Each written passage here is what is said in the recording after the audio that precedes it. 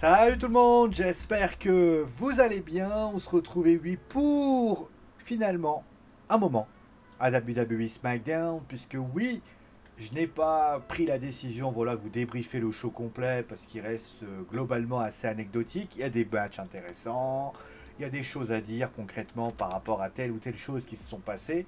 Mais moi, on va dire que l'événement principal qui a eu notamment au sein de la WWE, pour qu'il y a eu Bobby Lashley contre Karrion Kross avec la victoire par disqualification de Bobby Lashley. On a eu Randy Orton et Kevin Owens contre Austin Theory et Grayson Waller.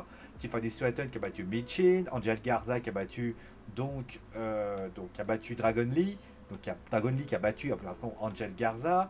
On a eu ensuite plein de petites choses, mais le plus gros moment de la soirée, parce que ça ne restait que des matchs, et des matchs globalement, on va dire, qui n'a pas pu faire avancer finalement l'histoire, les storylines de la WWE, ça reste tout simplement ce moment derrière moi. On voit notamment, voilà, 4 hommes qui se trouvent sur le ring. On a Roman Reigns à gauche, Dwayne The Rock Johnson qui se trouve juste à côté de lui à sa droite. L'autre côté, on avait Seth Rollins, le World Heavyweight Champion, et juste à côté, on le voit en premier plan, celui qui affrontera donc Roman Reigns à WrestleMania pour le titre le titre Undisputed Universal de la WWE, en clair, bien sûr, American Nightmare, Cody Rhodes, vainqueur, donc lui, du Royal Rumble. Alors, il y a eu un segment, il fallait donc décider si le challenge de Dwayne The Rock Johnson était donc annoncé ou pas, bon, était officialisé ou pas, donc Cody Rhodes et Seth Rollins se devaient tout simplement de l'officialiser par une validation ou tout simplement par un refus net et sans bavure. Allez, donc, qu'est-ce qui s'est passé durant ce segment? On va tout simplement le décortiquer et je vais vous dire concrètement ce que j'en ai pensé dans cette histoire. Juste pour précision, il y a eu notamment des... Comment je pourrais appeler ça?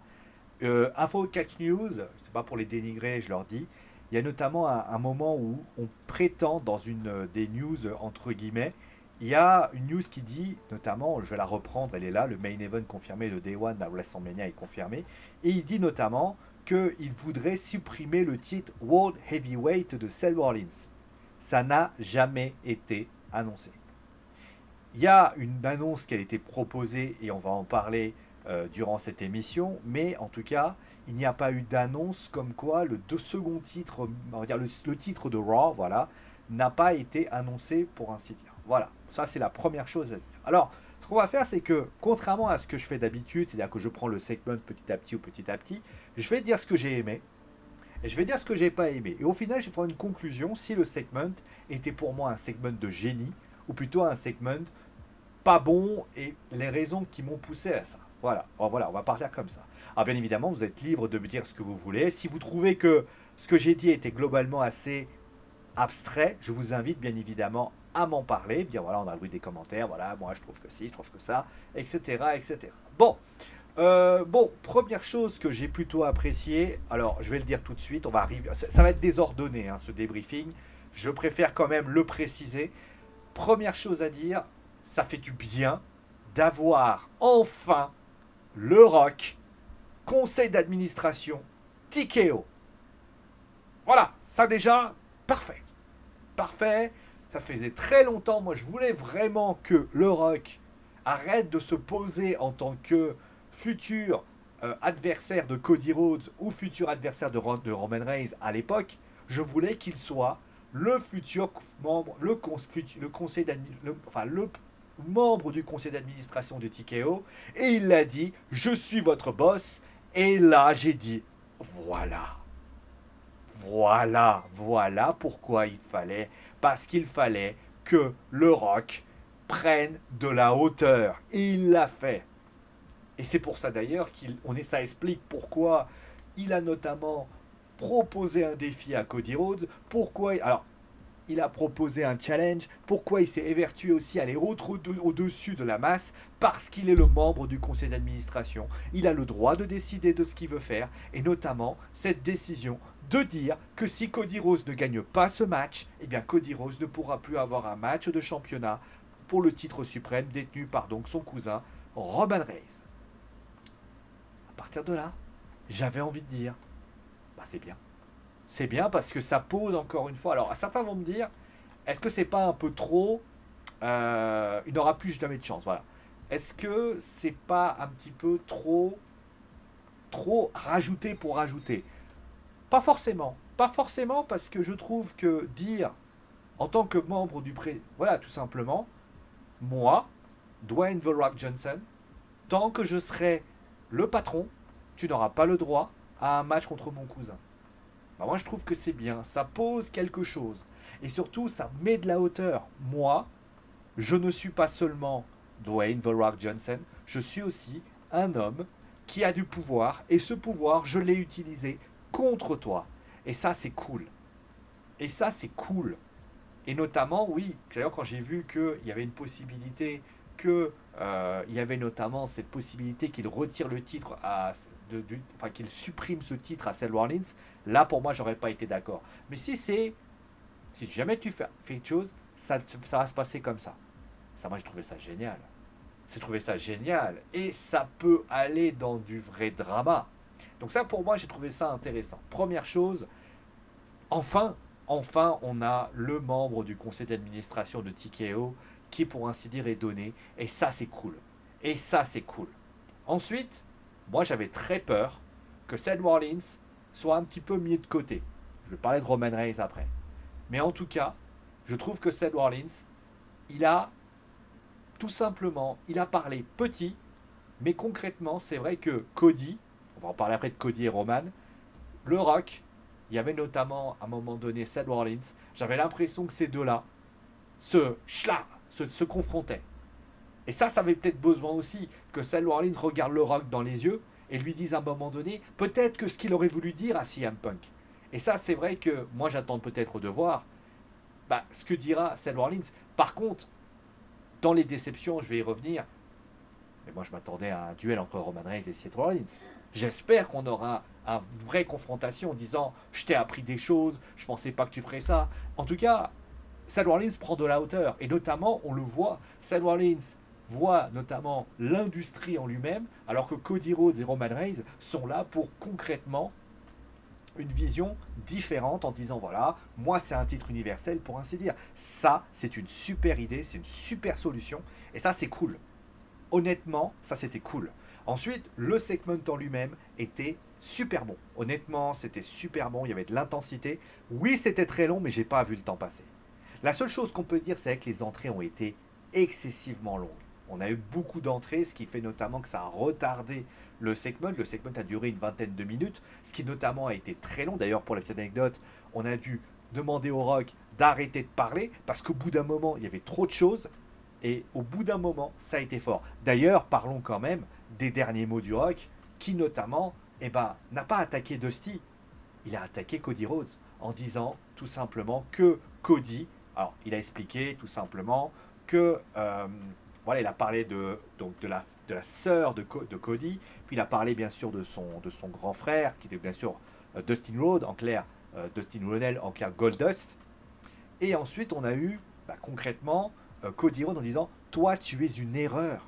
C'est fort. Et notamment la réponse avec cette claque qui a été expédiée par Cody Rhodes. Mais je vais en parler parce que ça fait partie de mes déceptions. Concrètement, c'est ce que fait Cody Rhodes. On y reviendra après. Après les choses que j'ai beaucoup appréciées aussi, le public, le WWE Universe qui était vraiment là, on était à Dallas, Texas, on était sold out, et forcément ça a été super intéressant, ça a mis vraiment une belle intensité, les gens attendaient cette intensité sur le ring, et au final, il y a eu cette électricité présente sur ce ring qui a été très forte, et honnêtement, moi j'ai vraiment vu ça, en clair, voilà, tout ça, ça a été très bien amené. Maintenant, pour les déceptions. On va en parler, bien sûr, parce qu'il y a eu des déceptions quand même dans ce segment. Première grosse déception pour moi, les entrées. Les entrées sont trop longues. Quand tu vois que Roman Reigns, Le Rock, Cody Rhodes, Seth Rollins, tu as à peu près 8 à 9 minutes d'entrée, c'est pas bon. Il faut une entrée, ça doit être impactante. Si tu mets 9 minutes d'entrée, les gens, à un moment donné, certes, quand c'est un PLE, ça peut peut-être aller. Je comprends toujours pas d'ailleurs pourquoi le Rock ne rentre pas avec la Bloodline, puisqu'il a considéré qu'il en faisait partie. Donc là, il y a quand même un petit truc qui me gêne. Pourquoi il ne veut pas rentrer dans la Bloodline? Pourquoi il ne veut pas rentrer avec la Bloodline? Donc ça, c'est la première chose que je voulais le dire. Ensuite, concrètement, On va parler. Ça, c'est la première chose. Ensuite, la deuxième chose. Roman Reigns. On va parler du cas Roman Reigns au bout d'un moment. Roman a fait des progrès sensationnels vis-à-vis du mix skill. Ça faisait très longtemps qu'il l'avait fait. Parlons du moment où il parle. J'ai retrouvé le Roman hyper mauvais dans le segment. C'est-à-dire que, on va rappeler ce qui se passe. Donc, à ce moment-là, Seth Rollins lui dit l'avenir de l'industrie est en jeu, etc., etc. Et je sens d'ailleurs que Seth Rollins se presse parce qu'il n'a pas énormément de temps. Et là, il dit, ils veulent une réponse, on accepte. Et là, tu vois Roman Reigns qui rigole. Et ça sonne faux, en fait. Ça sonne faux parce que, en fait, ce qui aurait dû se passer, c'est que ça aurait dû être plus naturel. Là, il lui dit, et surtout, bon, après, il lui dit que ça me fait demander un... Je sais pas si je peux le dire sur YouTube, donc je le dirai pas. Pour répondre à sa place. Alors, je trouvais que ce terme assez fort, qu'on dit souvent, voilà, c'est quand même un mot qui aurait pu être sorti à l'air attitude, mais là, c'est vrai pas l'attitude du tout. Mais là, quand tu vois ce genre de choses, voilà ce qu'il en est. Surtout que il spoil un peu ce que dit le Rock. Il dit, moi, si jamais je te bats, t'auras plus jamais un match pour le titre, ton histoire sera terminée. Bah non. En fait, ce qui aurait dû se passer, c'est que Roman Reigns aurait dû regarder le Rock, il aurait dû simplement dire, cousin, on les a arnaqués. On les a arnaqués. Quitte à dire, tout simplement, on les a arnaqués. C'est bon. Voire même un truc tout con. Souvent on dit, les gestes, les gestes vont mille mots. Je vais vous montrer. Je me mets la cam. Il annonce que Salomon il fait, oui, accepte. Et là tu fais.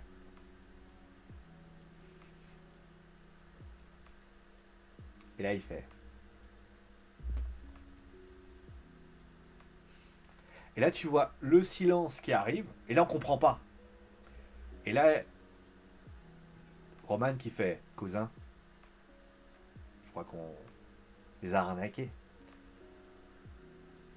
Et ou alors, il peut dire, par exemple, alors je sais pas si c'est où, je crois que c'est WrestleMania. Il faudrait un peu me rappeler, je me souviens pas de tout. Hein, je crois que c'est Philadelphie ou c'est Hollywood, je crois, WrestleMania 36, si je me souviens bien.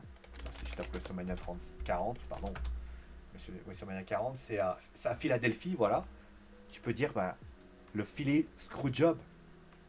Tout simplement.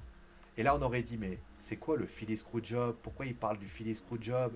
Qu'est-ce que c'est que cette histoire? Pourquoi il parle du Philly Screwjob? Parce que tout simplement, et là, tu fais, le Rock qui se regarde et qui fait, en tant que membre du conseil d'administration de TKO, je vous annonce, monsieur Cody Rhodes, que si il y a défaite de votre part, eh bien, vous, monsieur Rhodes, Cody Rhodes, vous n'aurez plus droit à avoir un match de championnat face à monsieur Roman Reigns. Voilà. Ça aurait été ça. Par contre, je vais taper. Alors, je vais être plus modéré par rapport à cette critique, parce que on peut attendre peut-être son retour pour son arrivée la semaine prochaine. Il est où Triple H? Parce que il y a le membre du conseil d'administration de TKO, mais il est où Hunter? Là, en fait, il y a le Rock, il manque Triple H. Triple H qui aurait dû aller voir, qui aurait dû, eh bien, être présent, juste à titre posthume. En fait, pas posthume, mais à titre présentiel. C'est-à-dire que il aurait dû se mettre au milieu.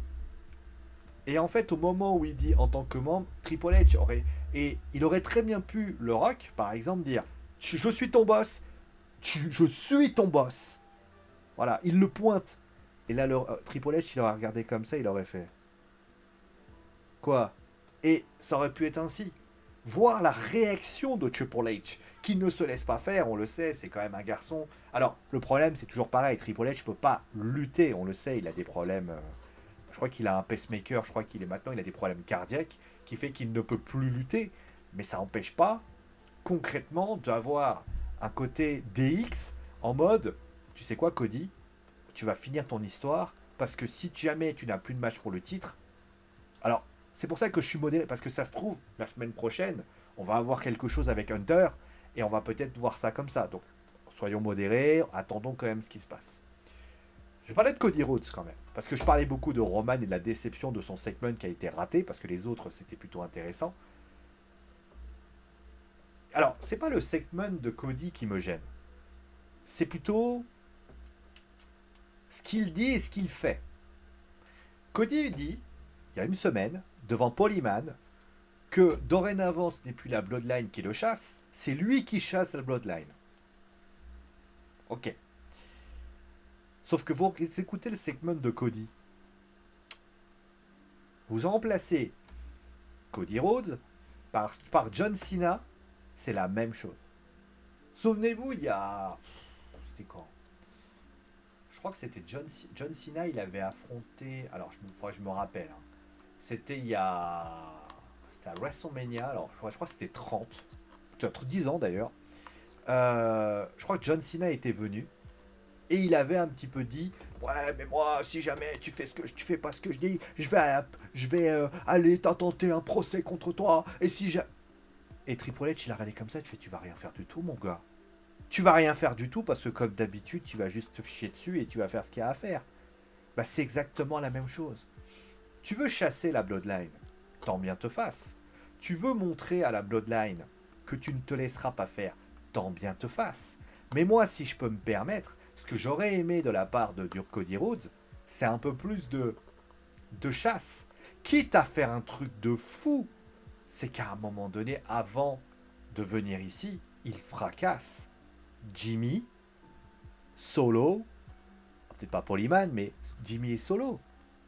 Voilà, ça aurait été de la chasse. On aurait vu Seth et Cody en train de s'en prendre à eux, de les défoncer. Alors vous allez me dire, oui, mais Solo, il aurait été discrédité, etc. Et alors? On parle d'un mec qui, aux dernières nouvelles, a dit des choses. Et quand vous regardez le segment de Cody Rhodes, mais il est hyper lisse. On dirait John Cena qui parle. Alors oui, les gens aiment Cody Rhodes. Parce que Cody, il est gentil, Cody, il bat avec un muscle pectoral pété. Parce que oui, il a ce côté courage que pour moi, il n'y a pas de souci là-dessus. Mais Cody Rhodes, il doit à un moment donné, sois un peu plus badass, Cody. Tu t'appelles The American Nightmare, tu t'appelles pas The Champ, Hustle, Royalty, le respect. Et en plus, excusez-moi,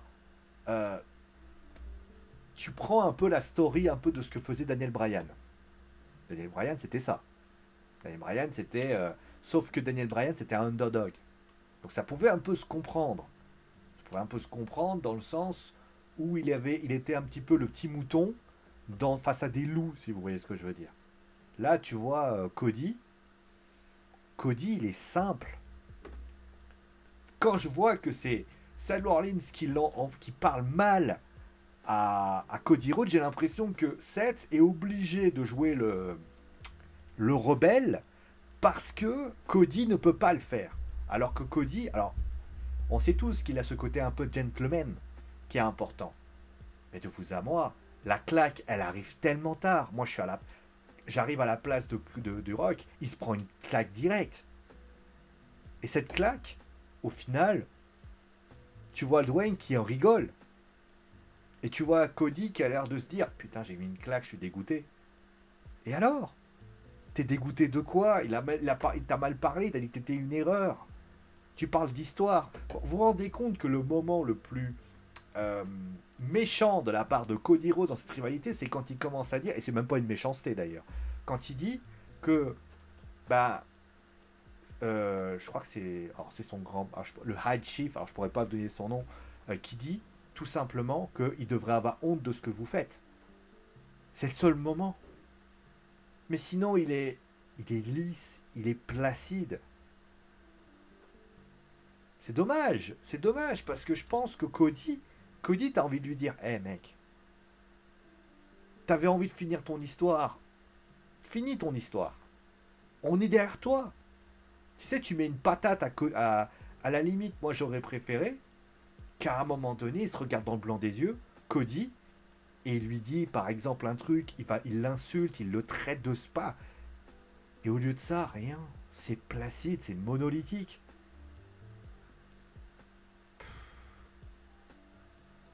C'est dommage. Parce qu'il y a quand même du bon boulot de la part de ce segment. Parce que ce segment, si vous me demandez si j'ai adoré ce segment, la réponse, je vais la donner. Oui, le segment est excellent. Ce segment est très bon. Si quelqu'un vient me voir et me dit ce segment est pas bon, je le regarde dans le blanc des yeux et je lui dis oh, les gars, faut se détendre un peu du bulbe. Vous avez fait un excellent segment. Vous avez travaillé, vous avez bossé, vous avez fait ce qu'il y avait à faire. Honnêtement, on va le dire clairement, vous avez fait, vous avez été investi dans votre travail et on peut qu'être ravi de ce que vous avez fait. Mais je vous à moi, ce segment est très fort. Parce qu'il y a le rock, parce qu'il y a Seth Rollins, parce que les mots sortis sont plutôt bons, parce que le Dallas prend cher, parce que le public de Dallas est à un moment donné est très fort. Mais c'est dommage. C'est dommage que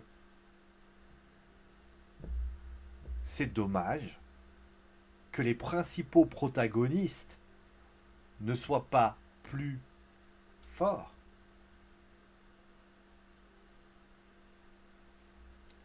C'est dommage parce que je pense qu'en termes de qualité, ça aurait été tellement puissant. Je sais pas, je pense que la WWE se doit, à un moment donné, de se regarder dans le blanc des yeux et à un moment donné se dire pourquoi vous lâchez pas totalement les chevaux. C'est dommage parce que moi j'ai vu le segment, j'ai dit ah ouais les mecs. Et qui plus est, vous faites un segment de 20 minutes. C'est trop long. C'est trop long. C'est dommage. C'est dommage. Après, moi, je vais vous dire la vérité. On va pas non plus les engueuler. On va pas non plus leur taper sur la tête contre les murs. On va pas non plus les écraser. C'est quand même pas mal. Mais ça reste une situation, je suis désolé, où je me dis dans ma tête, ça aurait pu être tellement mieux. Après, je vais pas faire ma fine bouche, parce que c'est pas le but. Je vais pas faire celui qui dit ah non mais t'es pas sérieux, c'est de la merde machin, parce que l'objectif c'est aussi de visualiser ce qui était bien. Et je vais vous dire la vérité, c'était bien ce qui avait été proposé, pour ainsi dire. Et je vais vous dire la vérité, moi j'ai pris du plaisir à suivre ce segment. J'ai pris du plaisir à suivre ce qui pouvait arriver. Et je vais vous dire la vérité, moi, si vous me demandez si j'ai adoré ce segment, la réponse est oui. J'ai adoré ce segment, j'ai adoré ce qui a été proposé, j'ai adoré ce qui pouvait être. J'ai envie de vous dire, bah, moi en tout cas, j'ai pris du plaisir à suivre ce qui allait se passer. Et bravo. Bravo à vous, bravo à ce que vous avez proposé, bravo à ce que vous avez montré, parce que vous avez montré des grandes qualités. Et quand on est, vous savez, moi je dis toujours, quand vous avez des génies du mix skill qui sont présents, ça peut être que exceptionnel. Et c'est ce qui s'est passé ce soir-là à WWE SmackDown. C'est dommage que le reste de SmackDown ne suit pas, parce que ça reste encore trop gentil, trop sympa, trop cool. Et c'est vrai que c'est... on se dit, ouais, non, mais pourquoi ils sont si gentils? C'est... Ah, putain, on n'arrête pas de dire... Pourquoi ils sont si gentils? Parce qu'ils pourraient faire mieux. Bon, après, c'est pas grave. Mais c'est vrai que moi, en tout cas, j'ai pris du plaisir. J'ai pris du plaisir à suivre ça. Et honnêtement, voilà. Mais il y a quand même des choses qu'il faudra réajuster dans cette histoire. Voilà. Sur ce, je vous souhaite une bonne soirée. Portez-vous bien. On se retrouve très vite pour une vidéo sur Wrestling Football. Prenez soin de vous. Ciao.